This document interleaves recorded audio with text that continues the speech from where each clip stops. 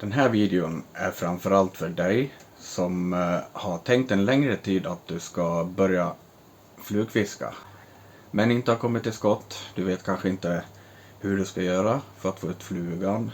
Vad finns det för flugor? Helt enkelt inte kommit till skott än. Så det här är en liten spark i baken video som kommer få dig att förhoppningsvis vilja börja flugfiska.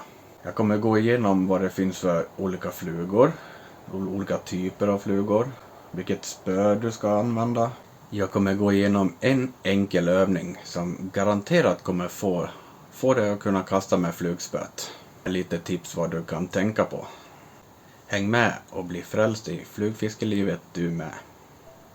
Det här med att välja vilken fluga du ska fiska med, det kan kännas svårt, men det finns lite olika varianter. Vi har vad vi kallar för nymfer. Och det är flugor som imiterar vattenlevande insekter i deras larvstadium innan de utvecklas till flygande vuxna insekter. Exempel på en klassisk sådan fluga är en pheasant tail nymph. Den kan du använda till fiske efter allt möjligt som öring, harr, regnbåge och abborre. Sen har vi streamers. Det är större flugor som fiskas under ytan för att imitera småfisk, iglar eller andra simmande byten. Exempel på vanliga streamers, det är woolly bugger och även cat's whiskers som finns i massa olika färger. Sen så har vi torrflugor. Det är flugor som är konstruerade för att flyta på vattenytan. Den används för att imitera insekter, till exempel dagsländor, nattsländor eller landlevande insekter som myror och skalbaggar som har landat på vattnet eller som har kläckts där. Exempel på en vanlig torrfluga är en europatolva. Samt någon variant av caddis, Goddard caddis eller streaking caddis. Jag tänker inte gå igenom vilket märke, vilket fabrikat du ska välja, utan det är helt upp till dig. Jag tänker bara gå igenom lite viktigt vad du kan tänka på när du ska skaffa ett flugspö. Det är en grej som en regel kan man säga. Det är när vi snackar klasser, flugspöet. Och det är ofta angivet som antingen klass 5, klass 6, klass 7 och så vidare. Och med klass så betyder det anger spöets styvhet, riktlinje för vilken lina du ska välja.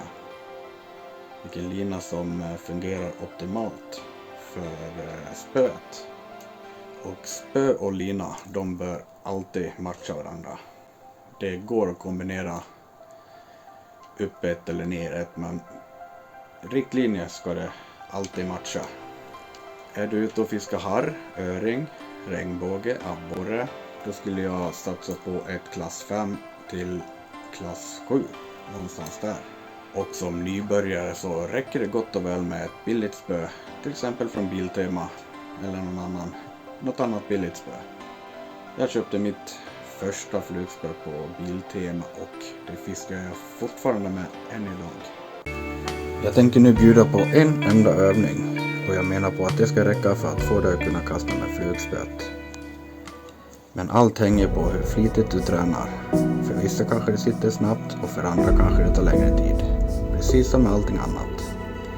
Det finns många som instruerar i hur man lär sig att flugfiska. Många som håller fysiska kurser och mycket videos på internet. Men jag kommer fram till att alla tekniker kanske inte passar alla. Och den här övningen går ut på att du ska hitta din egen kaststil som passar dig och som du känner dig bekväm med. Det viktiga är ju bara att få ut flugan i vattnet. Och det var så här jag lärde mig att flugfiska. Vi sätter igång. Det du behöver, det är ett flugspö och du kan knyta på en garntuss på tafsen eller klippa av kroken på en fluga. Sen behöver du en rockring eller något annat du kan ta sikte emot och en öppen yta att vara på. Placera ut rockringen och ställ dig en bit ifrån. några meter ifrån. Dra ut lite lina så du når fram till rockringen. Och nu ska du på något vis få din fluga att hamna i rockringen. Så det är bara för dig att ta reda på hur du får den dit och träffa rockringen. Men jag har ett litet tips du kan tänka på. Om du tänker dig en klocka så ska du stoppa framkastet vid klockan 10 och stoppa bakkastet vid klockan 2. Så du ska tänka 10-2. På det sättet så kommer fluglinan hållas uppe i luften och inte vika sig ner mot allt buskage som alltid finns kring sjöar.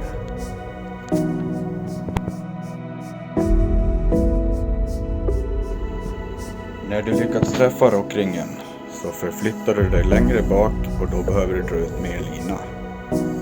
Och när du lyckas träffa rockringen igen så flyttar du ytterligare bakåt. Och då kommer du behöva använda båda händerna. Du håller spöet i ena handen och fluglinan i den andra.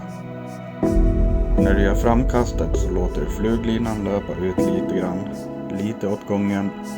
På så vis ser du hur långt kastet blir och om det är tillräckligt för att komma fram till rockringen. Med den här övningen så kommer du själv på hur du ska få ut flugan dit du vill, hitta din egna stil och ju mer du övar, ju säkrare kommer du att bli. Lycka till med träningen och skitfiske på dig!